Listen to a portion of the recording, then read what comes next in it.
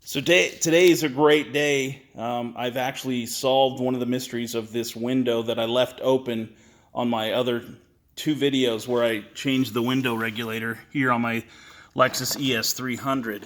I had to replace or fix the door handle, so that's why I had the door apart. But let me just recap real quick. So there's 3 bolts here that give you the ability to adjust the window a little bit, you know, after you replace the regulator. But I think there's a common problem that other people have run into, because I'm not the only one that has asked this question. And what happened to me is about 1 out of 50 times when I would shut this door, it would hit right here, and the door wouldn't shut all the way. I was worried that I was going to break the glass. Couldn't figure out how to adjust it. I thought maybe it was this weird doohickey down here that just looks oddly engineered for some weird... It's weird. I don't know what it is.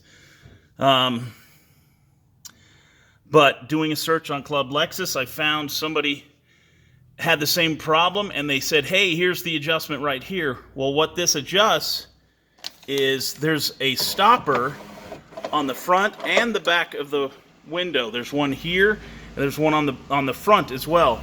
This bolt right here is the adjustment for the rear one. This is the adjustment for the front one. So what you do is you just loosen those. You get the window in the place you like it. You lower this to where it doesn't go higher, to where it can't strike it, and it becomes a new stopping point. So mystery solved. Hopefully that helps somebody, because it was definitely a mystery to me. Excuse the messy garage. Thanks for watching.